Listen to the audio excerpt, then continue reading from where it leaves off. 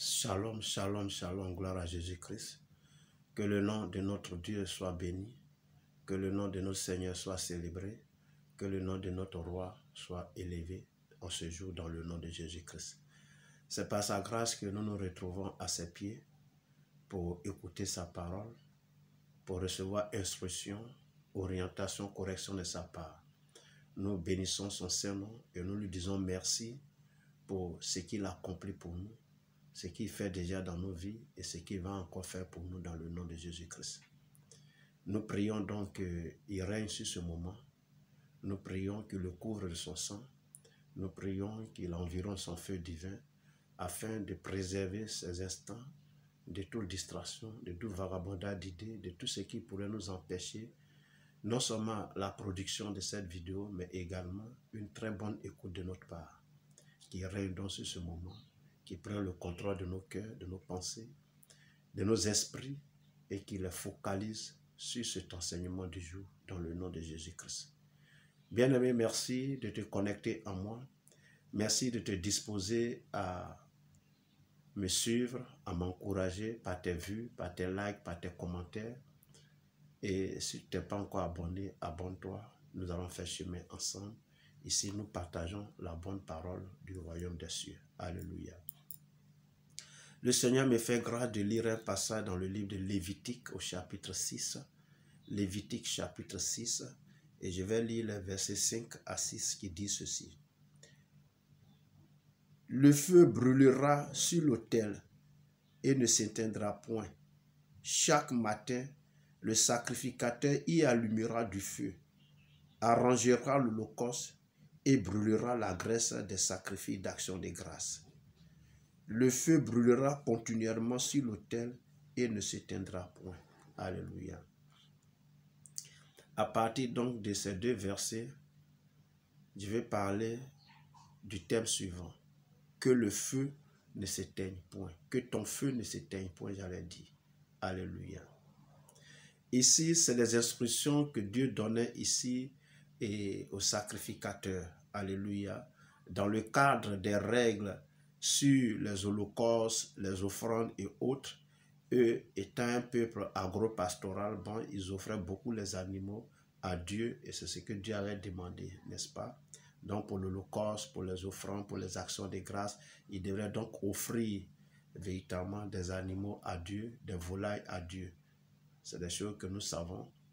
Et là, Dieu est en train de leur dire, puisque quand il s'agit de l'holocauste, c'est une offrande qui est dédiée entièrement à Dieu. Donc, elle doit brûler totalement. Alléluia. Le sacrificateur n'a pas de part dans cette offrande-là. Elle est consumée entièrement. Alléluia. Et donc, l'autel sur lequel on doit brûler l'holocauste-là, la Bible dit que le feu ne doit pas s'éteindre sur cet autel-là. Alléluia. Donc, chaque matin, chaque jour, en tout cas, les sacrificateurs devraient veiller à cela, que le feu ne s'éteigne point. Jour et nuit et jour, ils devaient donc mettre le bois à chaque fois. Donc, il fallait trouver quelqu'un qui est là pour veiller à ce que ce feu-là ne s'éteigne point. Amen. De nos jours, on pourrait dire, par exemple, que l'autel, c'est le lieu de l'adoration, le lieu de rencontre avec une divinité. Donc nous, dans notre cadre, c'est le lieu de rencontre avec Dieu. C'est sur l'autel que les sacrificateurs rencontraient Dieu et lui apportaient donc les offrandes. Amen.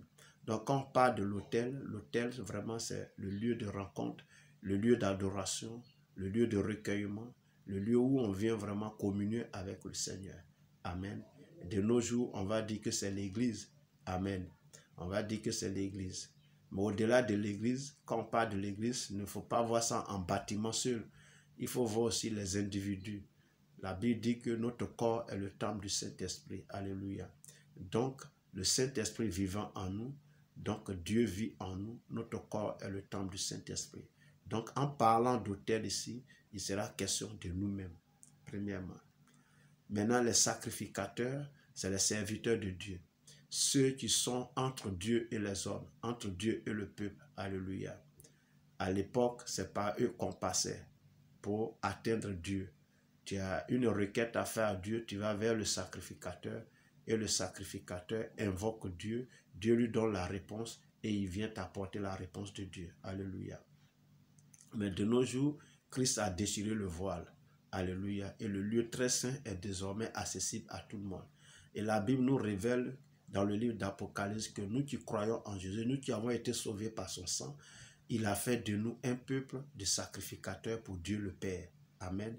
Donc du coup, le sacrificateur, c'est encore nous-mêmes. Alléluia. Donc nous sommes non seulement l'autel, mais nous sommes en même temps le sacrificateur. Donc nous devons veiller à ce que le feu ne s'éteigne point en nous. C'est ce que ça veut dire. C'est pourquoi le thème dit que ton feu ne s'éteigne point. Mais quel est ce feu donc? Le feu là, c'est le Saint-Esprit en nous. Amen. Le feu auquel nous faisons allusion, c'est le Saint-Esprit en nous. Nous avons vécu la Pentecôte et Dieu véritablement nous a remplis de feu et de puissance. Mais ce feu et de puissance là, ce n'est autre que le revêtement ou la plénitude du Saint-Esprit en nous. Donc l'Esprit de Dieu qui est en nous, il faut veiller à ce qu'il ne s'éteigne point. Amen. Les sacrificateurs ont reçu l'ordre de veiller à ce que le feu ne s'éteigne point sur l'autel. Ils étaient libres d'obéir ou ne pas obéir. Parce que l'ordre de Dieu, c'est vrai, on doit l'exécuter, mais aussi derrière dépend de nous. Donc, cela, ils pouvaient maintenir le feu allumé ou ne pas maintenir le feu allumé. S'ils ne le mettaient pas allumé, bon, ben, ils allaient subir les conséquences et tout. Mais s'ils le mettaient allumé, bon, ben, ils vont aussi bénéficier des grâces qui accompagnent cela. Alléluia. Nous aussi, aujourd'hui, là, le Saint-Esprit, le feu du Saint-Esprit en nous ne fait pas de nous des hommes robots ou des femmes robots. Alléluia. Le Saint-Esprit en nous nous conseille, nous console, nous oriente, nous dirige. C'est sur la voie de la vérité. Le Saint-Esprit est en nous pour nous aider à grandir spirituellement. Ce n'est pas le Saint-Esprit qui décide à notre place, c'est nous-mêmes qui décidons à notre place. Alléluia. Donc, pour pouvoir décider, c'est-à-dire, je veux dire quoi? C'est toi qui prends la décision de maintenir le feu du Saint-Esprit allumé en toi. Ce n'est pas quelqu'un d'autre. Dieu, lui, il a déjà envoyé le feu. Et il t'a demandé que tu veilles à ce que ce feu ne s'éteigne point. C'est ce qu'il a fait. Amen. Maintenant, toi, comment tu vas travailler à ce que ce feu-là ne s'éteigne point en toi? C'est de ça qu'il est question aujourd'hui. Comment tu dois faire? Comment tu dois donc t'arranger? Quels sont les actes que tu dois poser? Quel est le comportement, l'attitude que tu dois avoir afin que ce feu-là ne s'éteigne point? Amen. C'est de ça qu'il est question aujourd'hui. Et donc, nous allons lire dans le livre de Éphésiens 5, dans le Nouveau Testament, Éphésiens chapitre 5. Éphésiens chapitre 5, soufflez que je le trouve. Et nous allons lire les versets 18 à 19 qui disent ceci. Ne vous enivrez pas de vin, c'est de la débauche, soyez au contraire remplis du Saint-Esprit. Entretenez-vous par des psaumes, par des hymnes et par des cantiques spirituels, chantant et célébrant de tout votre cœur les louanges du Seigneur. Amen. C'est un pan. Alléluia. Quand il dit entretenez-vous, donc il faut entretenir. Il faut entretenir ce feu-là. Il faut entretenir l'esprit qui est en toi. Vous êtes sans ignorer que la Bible dit que la chair a ses désirs qui sont contraires aux désirs de l'esprit. Et Paul nous fait injonction pour dire, marchez donc selon l'esprit et vous n'accomplirez point les œuvres de la chair. Alléluia. Et donc, ici, là, Dieu nous dit qu'on doit entretenir. On doit entretenir ce feu-là. Mais par quoi? Par des psaumes. Parlant des psaumes, il est question ici de la parole de Dieu. Donc, en réalité, il faut méditer la parole de Dieu. Premièrement, il faut lire la parole de Dieu. Il faut étudier la parole de Dieu. Il faut écouter la parole de Dieu. Si tu veux véritablement, si tu veux réellement, si tu veux que, comment dirais-je, ce feu-là soit entretenu, alors lis continuellement la parole de Dieu, médite continuellement la parole de Dieu, étudie continuellement, jour et nuit, prends plaisir à la parole de Dieu, premièrement. Mais la parole sans la prière, elle devient lettre. Alléluia. c'est l'esprit qui va vivifier. Alors il faut ajouter à la parole, à la méditation, à la lecture, à l'étude de la parole de Dieu, il faut ajouter la prière. Amen. Et à des moments, comme les désirs de la chair étant contre ou opposés aux désirs de l'esprit, à des moments, la chair peut prendre le dessus. À des moments, parce que nous sommes des hommes, nous sommes dans la chair peut prendre le dessus devant certaines situations, devant certains problèmes. La chair peut prendre le dessus. Alors souvent aussi, il faut mortifier la chair. Il faut affaiblir la chair. Alléluia. Et qu'est-ce qui fait la force de la chair? En réalité, c'est la nourriture. Quand tu manges, tu donnes de l'énergie à ta chair. Tu donnes du carburant à ta chair. Donc, il faut te priver à des moments de nourriture aussi. Amen. Pour flageller cette chair-là et la rendre vraiment faible au point qu'elle ne peut pas te pousser à commettre certains actes, certaines actions qui vont compromettre ta foi avec Dieu. Alléluia. Donc, il faut aussi jeûner. Amen. Donc, je me récapitule. La parole de Dieu, la prière, le jeûne. Et puis derrière, il y a la louange, comme ils ont dit ici. Il dit, entretenez-vous par des hymnes, par des cantiques spirituels, chantant et célébrant de tout votre cœur les louanges du Seigneur. Alléluia. Donc, il faut aussi louer Dieu. Il faut chanter Dieu. Il faut chanter des cantiques qui glorifient Dieu, des cantiques qui élèvent Dieu, qui exaltent Dieu, qui psalmodient Dieu. Alléluia. Mais aussi, il faut écouter les cantiques qui glorifient Dieu. Il faut non seulement les chanter, mais il faut les écouter. Alléluia. Parce que c'est ce que tu regardes, c'est ce que tu entends qui détermine ton comportement. Amen. Or, si tu lis la parole de Dieu, si tu écoutes la parole de Dieu, si tu chantes les cantiques spirituels, que tu écoutes les cantiques spirituels, alors tu vas voir que l'Esprit de Dieu étant dans la louange, l'Esprit de Dieu, parce que Dieu siège dans la louange son peuple, donc l'Esprit de Dieu étant dans la louange, l'Esprit de Dieu étant dans l'adoration, tu vas voir que cet esprit-là va prendre le contrôle et l'Esprit en toi va grandir, l'Esprit en toi va grandir et son feu ne s'éteindra point dans le nom de Jésus-Christ. Amen. Il y a aussi un autre élément qu'on peut trouver dans les Actes des Apôtres au chapitre 2. Actes des Apôtres, chapitre 2. Et on va lire, permettez que je trouve ce passage-là d'abord. Actes des Apôtres, au chapitre 2. Et à partir du verset, je vais dire 44. À partir du verset 44, Actes des Apôtres, chapitre 2, verset 44. J'y suis par la grâce de Dieu. Tous ceux qui croyaient étaient dans le même lieu et ils avaient tout en commun. Ils vendaient leurs propriétés et leurs biens et ils en partageaient le produit entre tous selon les besoins de chacun. Ils étaient chaque jour tous ensemble, assidus au temple. Ils rompaient le pain dans la maison et prenaient leur nourriture avec joie et simplicité de cœur. Alléluia. Ici, il est question ici de la communion fraternelle. Amen. Quand on parle de communion, il y a union et il y a commun. Donc, on est unis et on est un. Alléluia. On est unis et on a tout en commun. Et ici, le ciment qui nous lie, c'est Christ. Alléluia. Donc, quand on communie ensemble, c'est-à-dire on entretient le feu en réalité. C'est pourquoi il faut aimer être à l'église.